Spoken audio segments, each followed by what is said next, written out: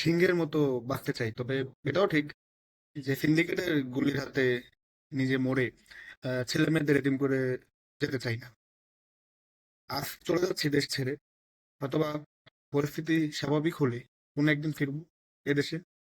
জি হ্যাঁ, এরকমই এক করুণ বার্তা দেশ ছাড়ার আগে আমাদের দিয়ে গিয়েছেন নবীন পাঞ্জাবির যিনি কর্ণধার, মিস্টার নবীন। ঘটনাটা কি আপনারা ইতিমধ্যে জানেন যে মগবাজারের একটি মার্কেটে নবীন পাঞ্জাবি, তারা আপনার 300 টাকার পাঞ্জাবি 400 টাকা, 500 টাকা, 600 টাকা, 700 টাকা, বিভিন্ন মানে অন্যান্য আউটলেটের চাইতে অনেক কম দামে তারা সেল দিচ্ছিল। সমস্যা কোথায় এখানে হয়?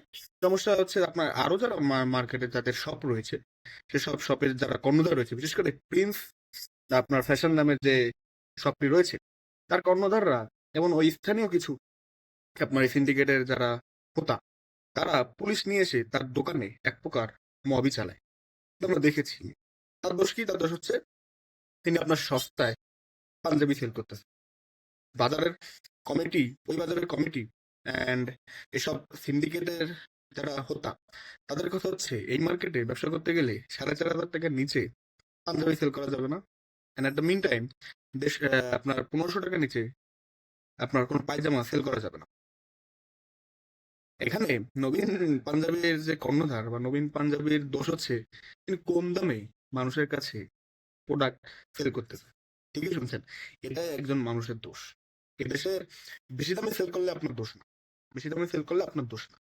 আপনি যদি কম দামে, আপনি লাভ কম রেখে, নিজের প্রফিট কম রেখে আপনি যদি কম দামে কোনো কিছু সেল করেন, সেটা আপনার দোষ। কারণ সেটা বেশ ভালোভাবেই আমাদের এই ঘটনাটি দেখিয়ে দিল সিন্ডিকেটের কাছে আমরা কতটা অসহায়। এদেশের যে সরকারই আসুক, তারা কখনোই কোনো সিন্ডিকেটের বিরুদ্ধে সেরকম কোনো অ্যাকশন নেয়নি। কারণ কি জানেন? সোজা সাপটা বলি, কারণ হচ্ছে এইসব সিন্ডিকেট যারা আপনার কন্ট্রোল করে, তারা সবসময় সরকারি দলের কারো না কারো খুব স্নেহভাজন হয়। ঠিক আছে? সো নিজেদের লোকই তো ভাই কন্ট্রোল করে। আপনার তো এমন না যে বিএনপির সময় আওয়ামী লীগের লোক সিন্ডিকেট কন্ট্রোল করে, আওয়ামী লীগের সময় বিএনপির লোককে সিন্ডিকেট কন্ট্রোল করে। এটা তো বাংলাদেশে সম্ভব না রে ভাই। বোঝেন না এগুলা? তো নিজের নিজের কমিশন কাট কমিশন চলতেছে তো। তো মানুষ, সাধারণ মানুষের পকেট কাটো, কাটো সাধারণ মানুষের পকেট। ঠিক আছে?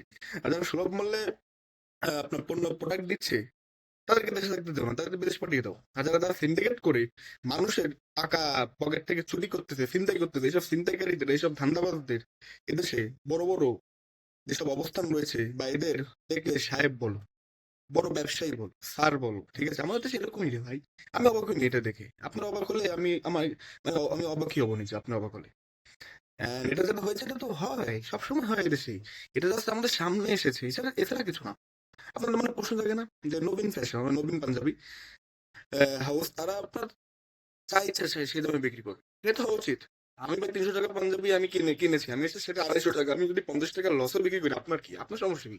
তা আমার ব্যবসায়িক পরিকল্পনা, আমার এই মার্কেটে বা মার্কেট করতে সব সব চালাতে গেলে 4,500 টাকা নিচে পাঞ্জাবি বিক্রি করতে পারবো না। কেন রে ভাই? কেন? পাঞ্জাবির কোয়ালিটি থাকে না?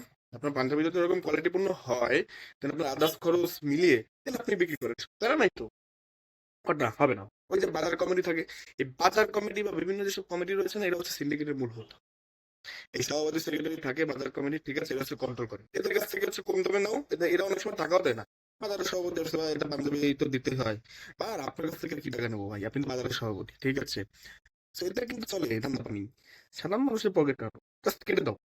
আপনার এই যে আমরা অনেক সময় দেখি না রাস্তায় ছিনতাইকারী এদের পিটাচ্ছে, আরে ভাই এই এই বড় ডাকাত দিয়ে কে পিটাবে? এদের কাছে তো আমরা জিম্মি। আপনার আবার স্বাধীনতার 55 বছর মেবি হচ্ছে, 55 বছর ধরেই আল্লাহর রহমতে আমরা সিন্ডিকেটকারীদের হাতে জিম্মি। এবং এটা দেখার কেউই নেই। কে দেখবে? সাধারণ মানুষের আবার পক্ষ কে নেবে? এদেশে তো শিল্পপতিদের পক্ষ নেয়, এদেশে তো ব্যবসায়ীদের পক্ষ নেয়, এদেশে তো যারা ব্যাংক ঋণ খেলাপি তাদের পক্ষ নেয়, এদেশে তো যারা আপনার এলাকার সো কল্ড বিচারক তাদের পক্ষ নেয়, এদেশে তো আপনার বাজার কমিটির পক্ষ নেয়, এদেশে তো আপনার এইসব সিন্ডিকেট হোতাদের পাওয়ারফুল থাকে, এদের সাথে পেরে ওঠা যায় না, ঠিক আছে? কি করবেন? আপনার আমার পকেট কাটবে। আমার কাছে কেন বিক্রি করবে সে 300 টাকার পাঞ্জাবি 400 টাকা? এটা তো তার দোষ, তার ফাঁসি হওয়া উচিত এই দেশে।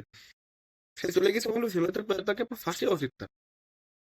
আর যারা আপনার 300 টাকার জিনিস 1500 টাকা 4500 টাকায় বিক্রি করবে, এদের ফুলে মারা দিবেন, এদের কাছ থেকে জাকাত দিবেন যায়, এরা আবার সততার বাণী শোনায়। আমরা সৎ ভাই, 1 টাকা ব্যবসা করে খাই ভাই, 1 টাকা হারাম খাই না, ঠিক আছে?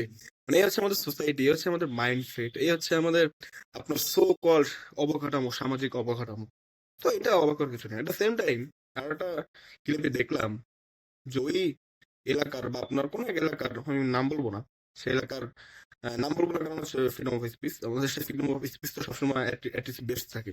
তো বাকশালীনতার জন্য আমি হয়তো বা নাম বলতে পারছি না, আপনারা বুঝে নেবেন।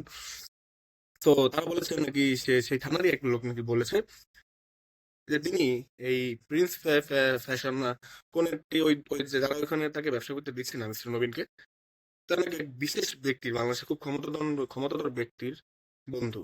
তা আপনি পেরে উঠবেন না, সে তো আমাকে বদলি করে দিবে। এই হচ্ছে একজন সরকারি কর্মকর্তার বক্তব্য, যেটা ক্লিপ হিসেবে এসেছে ফেসবুকে, আই ডোন্ট নো, আমি জানি না। বাট এটা যদি নাও আসে, নাও সত্যি হয়, তাহলে এটাই হয় রে ভাই, এরা কারো বিশেষ মহলের বন্ধু হয়, এরা ক্ষমতাধর ব্যক্তির বন্ধু হয়, নাহলে আপনি সিন্ডিকেট চালাবেন কিভাবে রে ভাই? কিভাবে চালাবেন? তো আমি অবাক হইনি, মিস্টার নবীন আপনি দেশ ছেড়েছেন, বেস্ট অফ লাক ইউ। এই দেশ আপনার আপনার মতো লোকের জন্য না, এই দেশ আপনার মতো লোকের জন্য না। এদের দেশের ধান্দাবাজ বাটপার, ঠিক আছে, ঋণ খেলাপি, মানে বড় বড় চোর বাটপার হতে হবে, ওই ফ্যাক্টরের জন্য এই দেশে না, ঠিক আছে? তো আপনার জন্য এই দেশে না, আপনি যে দেশে থাকেন, দোয়া করি ভালো থাকেন।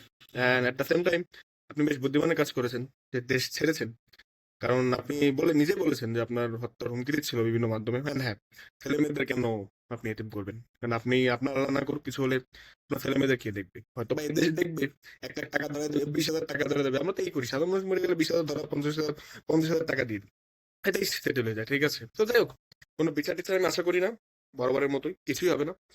অ্যান্ড ওই মার্কেটে যারা সিন্ডিকেট হোল্ডার রয়েছে তাদের জন্য আরেকটা ঈদ চলে আসছে, আপনারা সফল, আপনারা সফল। And আপনাদের কাছ থেকে অনেকে শিখবে যে সিন্ডিকেট কোথায় আসল ক্ষমতা বানিয়ে দেশে।